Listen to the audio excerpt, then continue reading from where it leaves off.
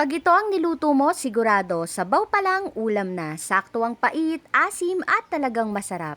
Ihanda na ang lamesa kasama ang barkada. Gusto mo rin ba? Tara, luto tayo. Bali sa recipe na ito ay halos paghihiwa ang kadalasan nating gagawin at habang nagpapalambot nga ako ng laman loob ng baka, unahin na nating hiwain yung bawang kung gaano karami nasa sa inyo na po. Next, kakailanganin natin ng sibuyas, isang piraso lang pala ito at hihiwain ko lang ito ng maliliit. At ang luya nga ay isa sa pinakakailangan natin dito, bukod sa magbibigay na ito ng sarap, magtatanggal pa ito ng langsa dito sa niluluto natin.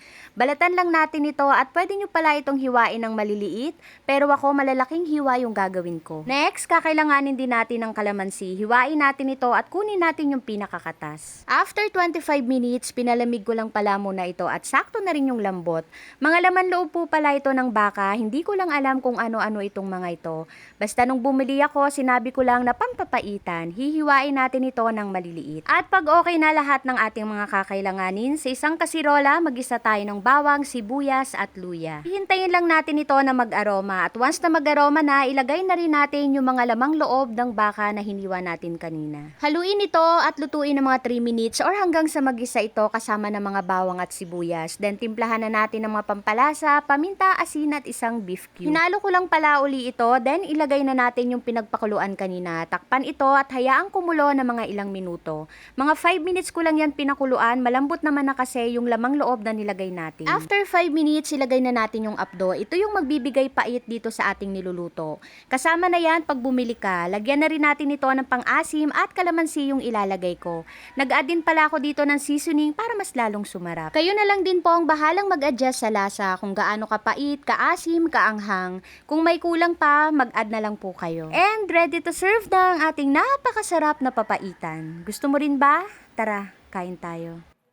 Hello everyone! For today's video, nagluto naman ako ng isa sa mga paboritong inuulam or kinakain ng aking boyfriend, ang papaitan.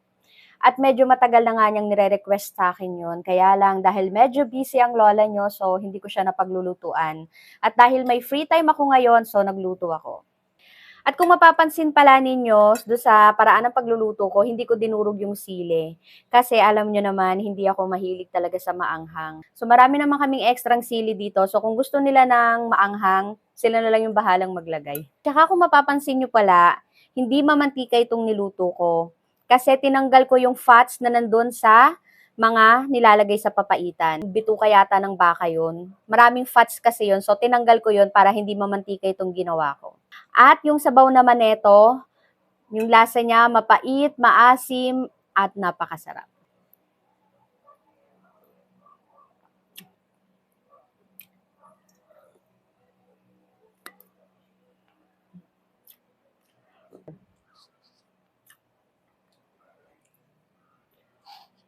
Ang sarap ng sabaw as in. Kahit sabaw nga lang ulam ko, okay na sa akin.